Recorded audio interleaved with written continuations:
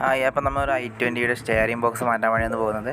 അപ്പോൾ ഇതിൻ്റെ steering box rack push 2 വട്ടം നമ്മൾ ലെയ്ത്ത് കൊണ്ടുപോയി ചെയ്തതാണ്. പിന്നെ ഇത് സൗണ്ട് വന്നു. അങ്ങനെ ഇതിൻ്റെ കിലോമീറ്ററും 2 ലക്ഷം അടുത്ത് ഓടി വേണ്ടി.